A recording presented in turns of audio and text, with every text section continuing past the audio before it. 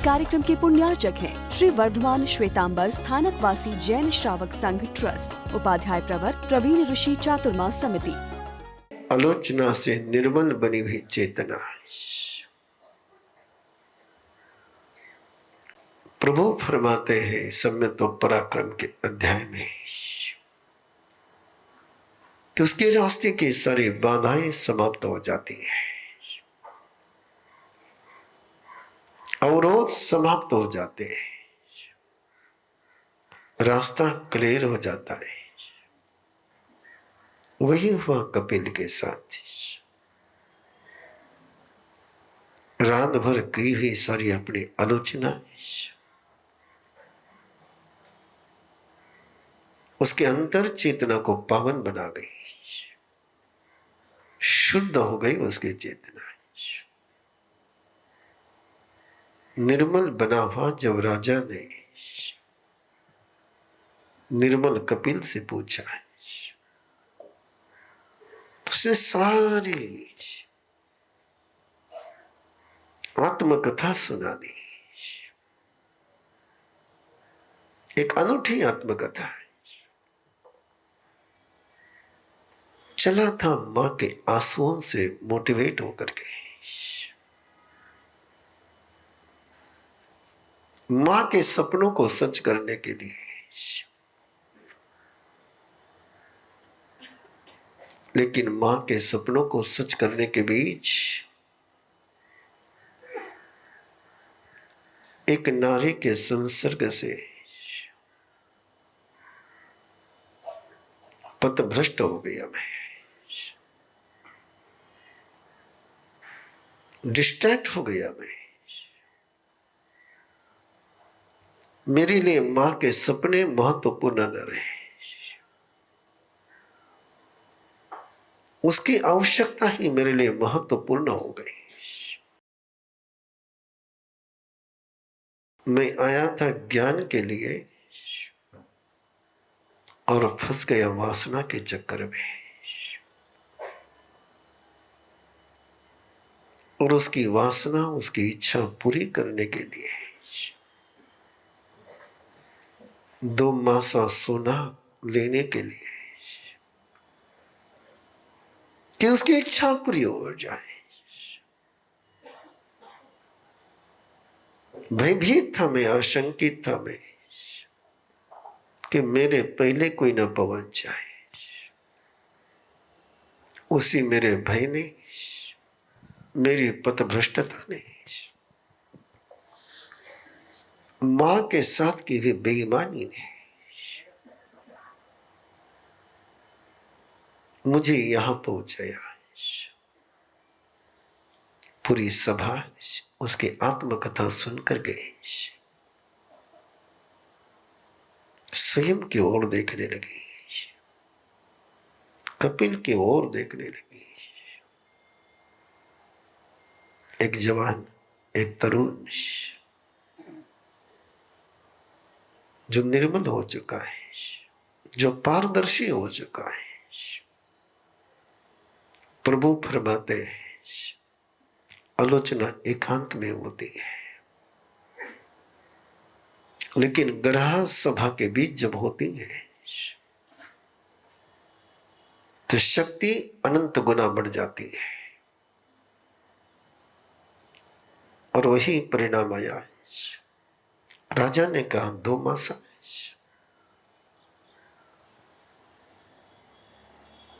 हे ब्राह्मण कुमार, तुझे वापस कभी इस प्रकार का कदम न उठाना पड़े।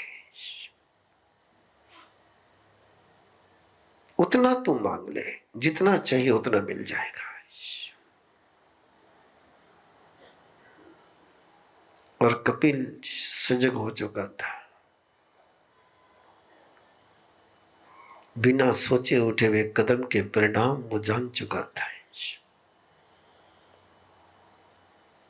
जो ठोकर खा करके संभलते वो मंजिल पर पहुंचते हैं, जो ठोकर खा करके पुनः ठोकर खाते हैं वे ठोकरें ही खाते रहते हैं। कपिल ठोकर खा के संभल गया था। उसने कहा राजन, जिंदगी में मैंने आज तक डिसीजन लिए बिना सोचे, बिना समीक्षा करे, अवसर को मैंने कभी विवेक से नहीं लिया। मुझे समय दो कि मुझे क्या चाहिए, कितना चाहिए, इसको मैं स्वयं जान सकूं। कपिल का यह सवाल, किम नाम हो जतम कमयम जेनाम दुर्गम न गच्छेजा, अधोवे असासयम्मि संसार में दुख पौराए, किम नाम हो जतम कमयम जेनाम दुर्गम न गच्छेजा। राजन, मेरी दुर्गति हो गई है, अब मुझे सोचने दो कि मैं कौन सा कदम उठाऊं कि जिससे मेरी पुनः दुर्गति ना हो। और कदम उठाने के पहले जो सोचते हैं वे पछताते नहीं है। कदम उठाने के बाद जो सोचते हैं वो पछता करके वे स्वयं को सुधार नहीं पाते हैं। समय मांगा कपिल ने, राजा ने समय दिया, बगीचे में गया, क्या चाहिए मुझे, कितना चाहिए मुझे कि जिससे मुझे कभी भविष्य में समस्या ना हो, कितना मांग लूं।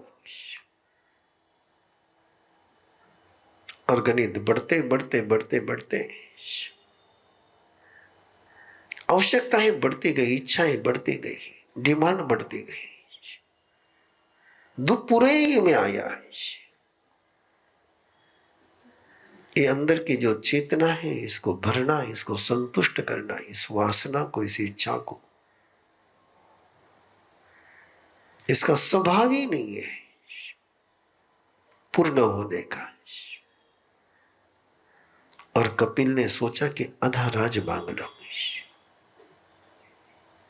फिर सोचा आधा राज मांग लूंगा, राजा आधा राज दे देगा, और देख करके फिर कहीं छीनने के लिए उसने मेरे पर आक्रमण किया तो क्या करूंगा, पूरा ही मांग लेता हूं। जो सोचते हैं वे संभलते हैं, जो सोचते नहीं वे फंसते हैं। कपिल सोचने में लगा था, अंतर के ही दुनिया को जांच रहा था, स्वयं को ही जांच रहा था, अपना सच में से जांच, स्वयं के साथ, स्वयं से इस सत्य की गवेषणा कर रहा था, स्वयं के जीवन की। और गवेषणा करते करते ऐसी निर्मलता पर पहुंच गया और झटका लगा, क्या है ये लोभ, क्या ये डिजायर, क्या ये कामना, जैसी जैसी मिलती जाती वैसी वैसी बढ़ती ही चली जाती है। और देखता गया वो अपने अंदर के इस खेल को, अंदर के इस सागर को, अंदर के इस रेगिस्तान को। और जो अंदर में रेगिस्तान को देख लेता है उसका रेगिस्तान नंदनवन बन जाता है। और कपिल को जाति स्मरण ज्ञान हो गया है, दिव्य ज्ञान हो गया है। आलोचना के रास्ते से चला हुआ व्यक्ति कैसे मंजिल पर पहुंचता है, पता ही नहीं चलता कि कैसे उसके जीवन की मंजिल उसके अंदर में उपलब्ध हो जाती है। और कपिल संतुष्ट हो गया, समाधिस्थ हो गया,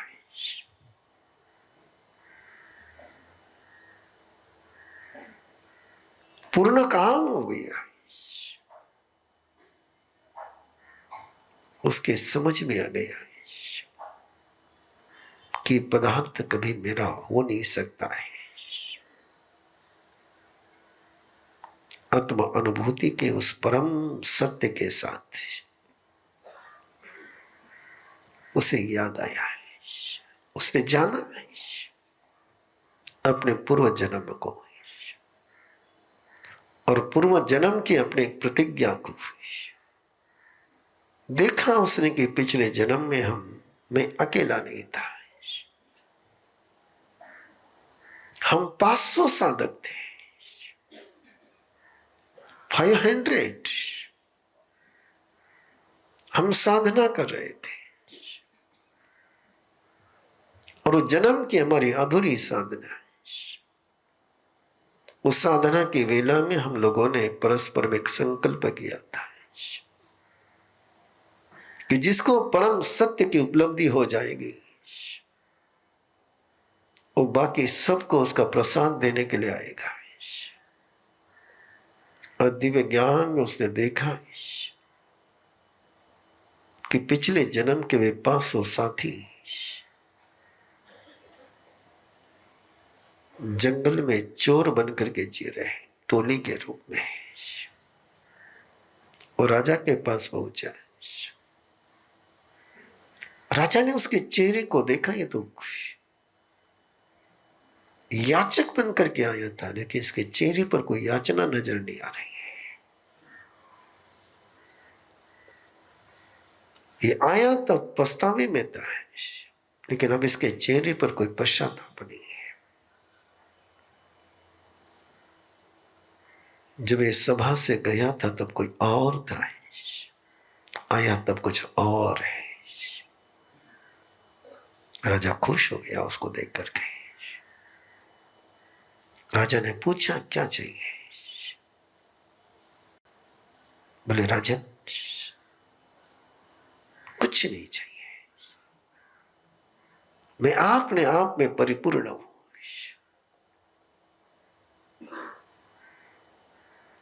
मैं संतुष्ट हूं स्वयं से। बोले कुछ तो मांग? बोले नहीं,